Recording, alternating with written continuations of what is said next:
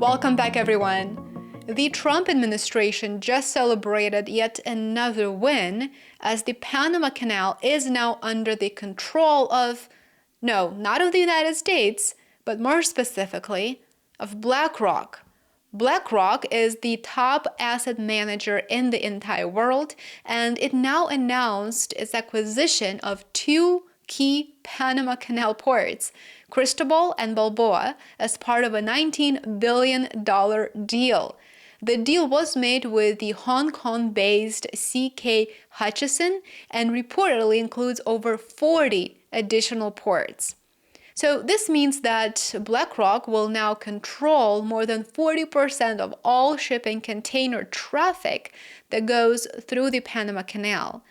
And I want to emphasize here, the United States enabled the biggest asset manager in the entire world to take over the Panama Canal.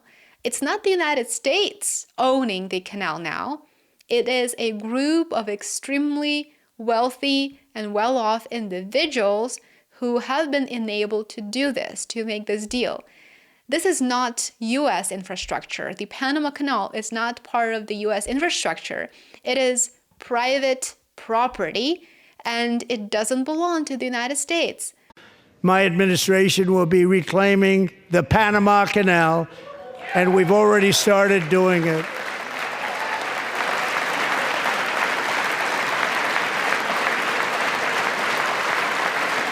Just today, a large American company announced they are buying both ports around the Panama Canal and lots of other things having to do with the Panama Canal and a couple of other canals.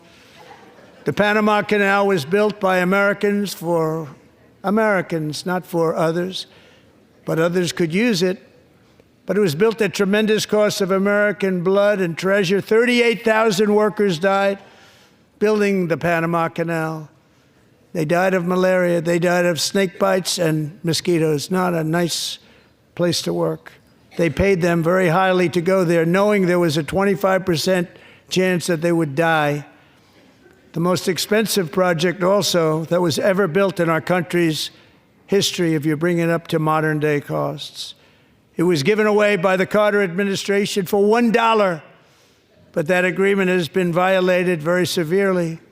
We didn't give it to China. We gave it to Panama, and we're taking it back. This is evidence that business is the top priority and mutually beneficial deals are being made every single day. Now, who owns BlackRock? That is the big question. Who is Larry Fink, BlackRock CEO, loyal to? What country did BlackRock invest $33 billion into? We know who very well. And that is the beneficiary of this deal, not an average American, and I will just leave it at that. So it's estimated that the Panama Canal handles about 10 to 12% of U.S. container trade.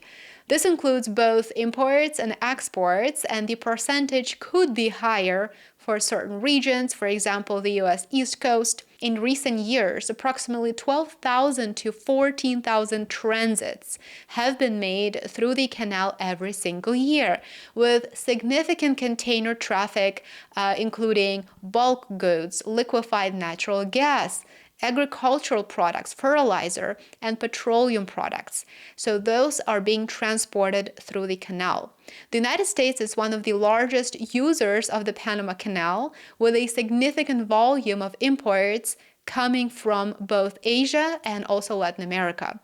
While not all imports come through the canal, a large portion of those that do are from Pacific-facing markets. Apparently, the deal has been in the pipeline for a long time. You may recall that not too long ago, in January, Donald Trump complained about the Panama Canal being of nearly national interest. And of course, he said that China was running it. This is according to Trump. And so it needed to be transferred back. It's not being transferred to the U.S. control. It's been transferred to the control of a small group of people who serve certain interests. Trump said China is operating the Panama Canal, and we didn't give it to China, he said. We gave it to Panama, and we're taking it back now. Instead of the United States taking over the Panama Canal, which would have been impossible, of course, BlackRock does it quite elegantly via a simple business transaction that enables the United States to exercise a great deal of control over a key global shipping route.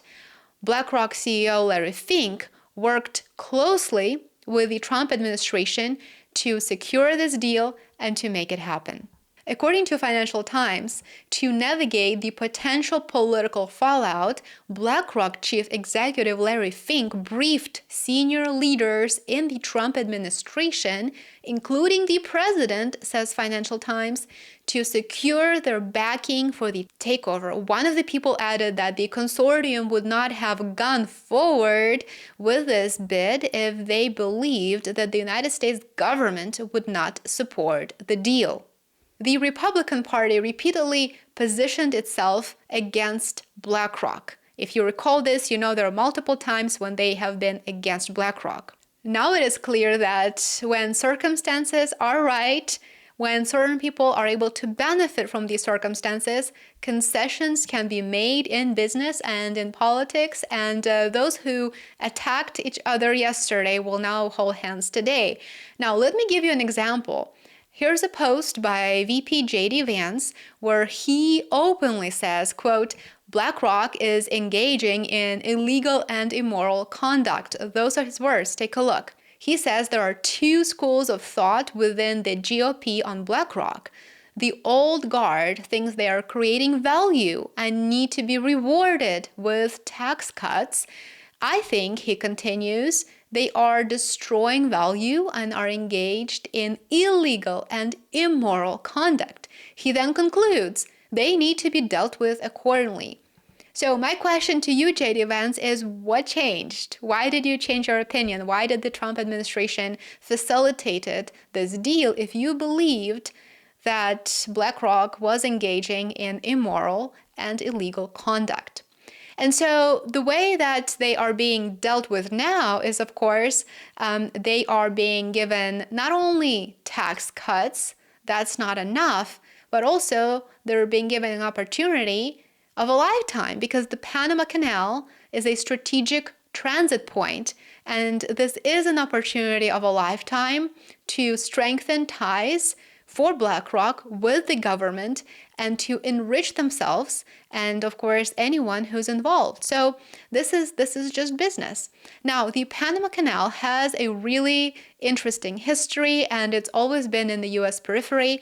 It's one of the most significant engineering achievements, by the way, in history, connecting the Atlantic and the Pacific Oceans. The United States has been involved in the area for over 100 years. It saw the strategic importance of the canal for trade as well as for military purposes. The U.S. helped Panama gain independence from Colombia in 1903, and in exchange for that involvement, it was given an opportunity to secure control of the canal zone through a treaty. The construction of the canal was completed in 1914, and it remained under the U.S. control until 1977. The United States agreed to transfer control of the canal to Panama by 1999, with the Panama Canal Authority officially taking over the operation. And so the canal was officially handed over to Panama in 1999. With that being said, this is yet another example of how key strategic points, whether it is the Panama Canal, whether it is the Red Sea, the Arctic, will become increasingly important in geopolitics and also in political economy. I do encourage you to do some homework and look into who owns BlackRock to really get a better sense of who benefits from this transaction. As always, thank you so much for watching. I appreciate your time and I'm so glad you're here. Remember to like, subscribe, and share, support my work. You can do so by subscribing to worldaffairsIncontext.com, and I will see you back here tomorrow. Enjoy the rest of your day. Bye for now.